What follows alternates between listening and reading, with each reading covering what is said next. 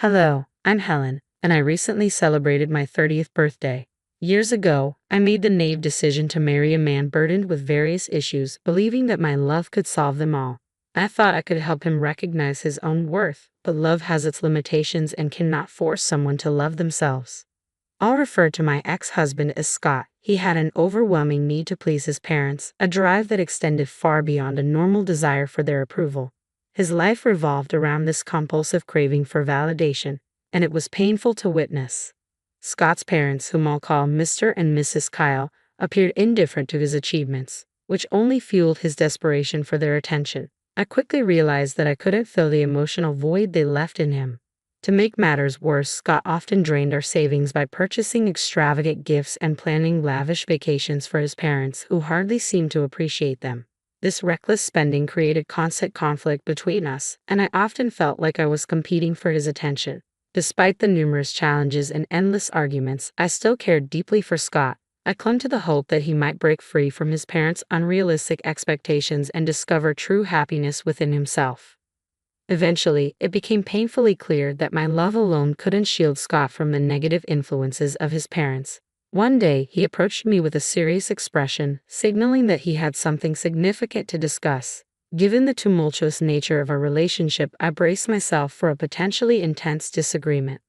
"Helen, there's something important we need to talk about," he began, his tone grave.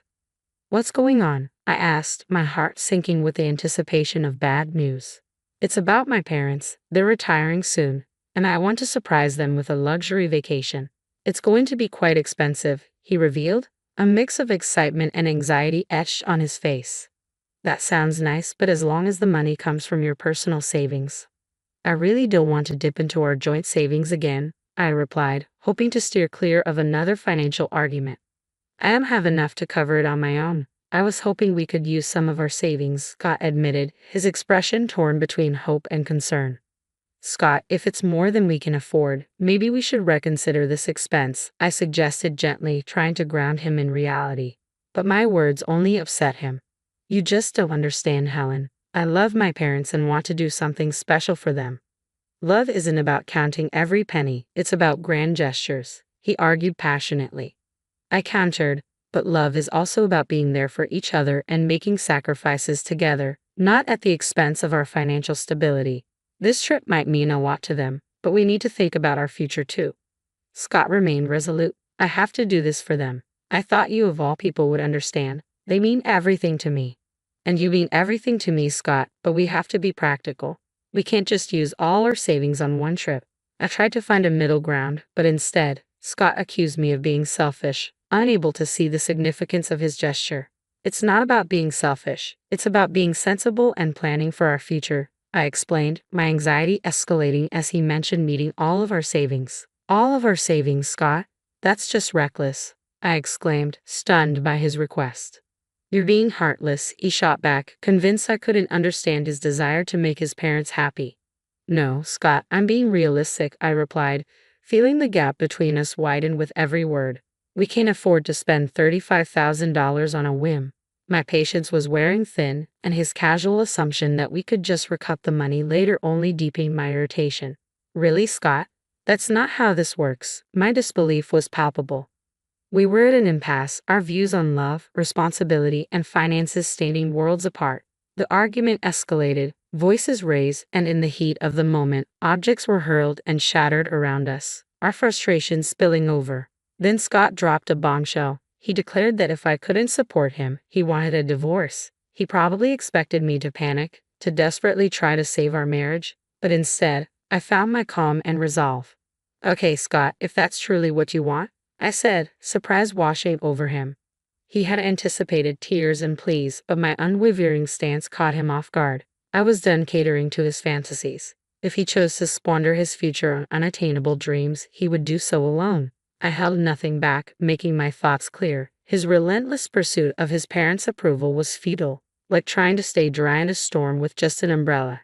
He attempted to counter, but I silenced him with a simple raise of my hand, refusing to continue fighting for a love shackled by unrealistic expectations and a constant need for validation. "Go ahead, spend all your money trying to win over people who barely notice you," I told him, resolute in my decision to break the cycle of disappointment and broken promises. In that moment, the stark reality hit him. Our marriage had become a battlefield, and it was time for both of us to seek peace separately. A month has passed since our divorce was finalized, and I can honestly say the sense of liberation is profound. Gone are the exhausting arguments over finances and the futile quest for approval that was never ours to claim. Now, I finally feel free.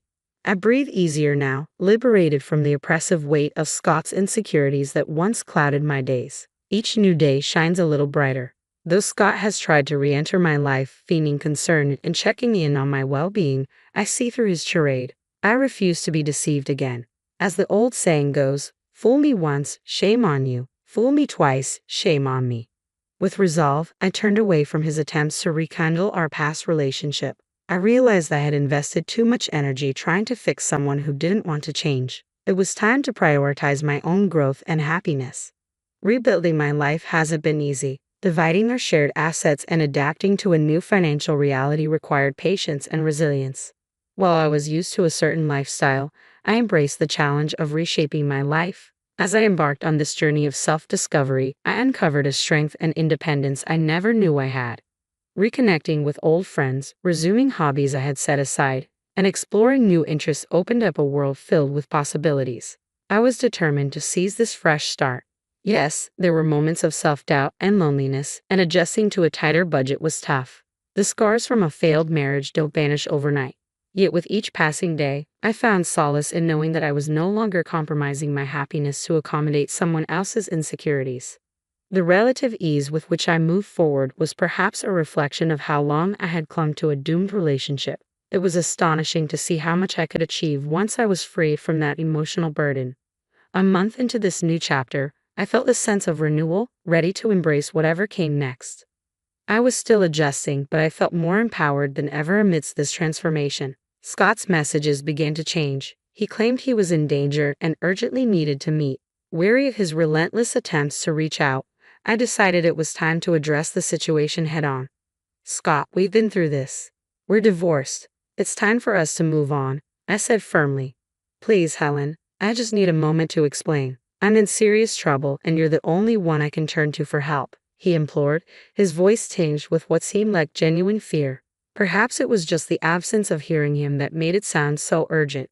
Despite my reservations, I felt a flicker of intrigue mixed with caution. Fine, but we're not meeting at my place. Let's go to that cafe we used to frequent. No tricks. Understood. Thank you, Helen. I promise I just need someone to listen. You're the only one who understands me, he replied, relief evident in his tone. You might wonder why I agreed to meet him after everything that had happened. Truthfully, I questioned my own decision. Sometimes, curiosity and a lingering concern, no matter how faint, compel us to act against our better judgment. I couldn't entirely dismiss his plea. Divorce or not, a part of me still cared. So there we were, sitting across from each other in the cozy cafe, enveloped in the comforting aroma of coffee. Yet not even the familiar, soothing environment could ease the tension. Watching Scott with anxiety etched across his face and those deliberately sad eyes attempting to tug at my heartstrings was almost comical. This time, though, I remained unmoved. Leaning back, composed and in control, I was prepared to listen but determined to steer the conversation on my terms. Okay, Scott, you have my attention for now. What's this danger you're supposedly in? Just so you know, I'm not here to save you. I'm done cleaning up your messes. I spoke with a tone that was firm yet open to hearing him out. Scott sighed deeply, his face a mix of regret and desperation that almost stirred pity in me. But I steeled myself against any emotional manipulation. I know I made mistakes before, Helen, but this situation is different. I've gotten involved with some seriously bad people. I owe them a lot of money, and they're not known for their patience, he confessed. I raised an eyebrow, skeptical of his melodramatic tale. Really, Scott? Dangerous people? Are we revisiting the story of your imaginary friends who always seem to attract trouble? I couldn't hide my disbelief. Scott's expression shifted to one of hurt and frustration, evidently hoping for a more sympathetic response. No, Helen, this isn't made up. I'm in deep trouble, and coming to you is my last resort, he insisted, desperation creeping into his voice. Let me guess, you spiraled after our divorce, I replied, piecing together the predictable pattern of his post-separation choices. As Scott shared his predicament, my voice unintentionally rose, drawing the attention of other cafe patrons. I shot them an apologetic look, trying to regain my composure. Look, I got caught up in something foolish, I admit, but now I'm in a mess that's bigger than I can handle alone, he confessed, his eyes filled with a desperate plea. My frustration was close to boiling over. How could he waltz back into my life with yet another crisis? Beneath my irritation, though, a faint shadow of empathy lingered. How much are you in for? I asked, bracing myself for the answer. $120,000, Scott responded sheepishly. $120,000. Are you out of your mind? My outburst was louder this time, drawing sharp glances from around the cafe. I didn't bother to apologize. Anyone overhearing our conversation would likely understand my reaction. Please, Helen, I'm begging you. I've got nowhere else to turn. I know I've made a mess of things, but you're the one person who really believed in me, Scott pleaded, his eyes glistening with sincerity that momentarily reminded me of the man I once loved. But those days were long gone, and my priority now was self-preservation, even if it meant walking away from him. Don't pull at my heartstrings, Scott. It's way too late for that. I thought you meant maybe $20,000, not $120,000. You've completely lost it, I replied, my voice a mixture of disbelief and indignation. Overwhelmed, Scott began to cry, seemingly oblivious to the uncomfortable glances from other patrons. Scott, calm down. This isn't the place for a scene, I said firmly. What's going to happen if you don't pay this back? They're threatening to harm me, Helen. I'm not joking. This is really bad, he managed between sobs, his words heavy in the air. I felt torn between my lingering concern for his well-being and the need to protect myself from being dragged back into his chaos.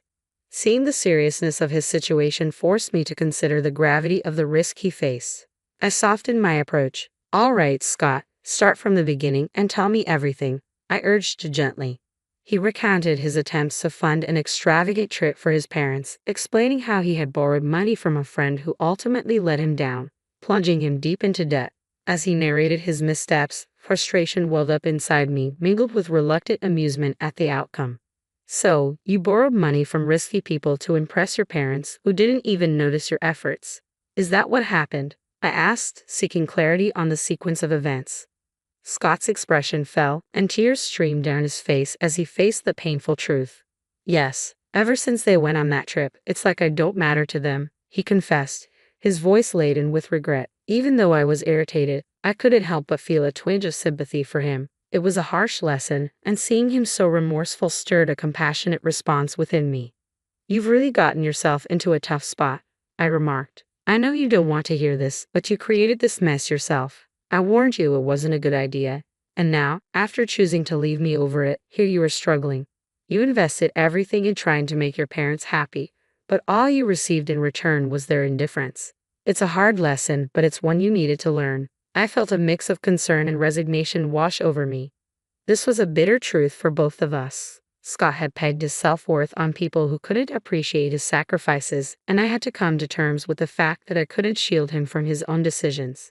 I hoped that confronting these tough consequences would help him realize that I had always been on his side, but his relentless quest for parental approval was his undoing. As we sat in silence, the weight of our shared past, filled with broken promises and unrealized dreams, was palpable. I realized it was time to completely let go. No more second chances, no more attempts to mend what was beyond repair. Scott needed to confront the outcomes of his actions on his own, and I needed to move forward and find my own path to happiness. I hope you find a way out of this, Scott, I said, my voice carrying a firm tone of finality. You're not going to help? Scott asked, genuinely surprised. No, I'm not, I replied. Why not? He pressed. Because I don't have the money to bail you out. And even if I did, taking on a huge loan that I'd be paying off for years isn't something I can afford. I can't afford to be as reckless as you've been, I explained, my tone steady and unwavering. Come on, Helen, please. I'm begging you, he pleaded, desperation palpable in his voice. Expecting me to fix this for you isn't realistic, I said, feeling my patience thin. Yeah, I did expect that. You're my ex-wife, not my enemy, he replied, still clinging to a shred of hope. But it was clear our lives had taken different paths. My focus now was on securing my peace and happiness, separate from the chaos that once intertwined our lives. And that's the problem, Scott. You expect me to always be there to clean up your mess because that's what I used to do. I was your wife, so helping you out of trouble was something I did naturally. But I can't and shouldn't keep doing that. It's not my responsibility anymore. After everything, I don't owe you anything, especially considering how our money was wasted on your ungrateful and toxic parents, I added. But I love them, Scott said, his voice softening. And I love myself too. Loving myself means doing what's best for me, including taking care of my well-being, I countered. Scott looked down, realizing he wasn't going to get the help he wanted from me. Understanding his bleak situation, I offered one last piece of advice. Since it seems like you're out of options, here's a suggestion. Leave. Move somewhere far away where they can't find you. I'm unsure what more you're asking of me, I said, my tone steady yet resolute as I faced him. He sat in silence, visibly upset by my decision to deny his request for help. It's time for us to part ways, Scott. I can no longer allow myself to be ensnared in your troubles, I explained, hoping he would grasp the gravity of my words. We each need to pursue our tranquility. His reply came with a hint of bitterness. You would help if you really cared, he argued, his voice laced with anger. I'm saying farewell, Scott. I'm also changing my phone number, I announced determinedly as I got to my feet. Walking away, I left him sitting alone, his face a complex blend of emotions. It was a hard yet crucial choice I had to make for my happiness and dignity.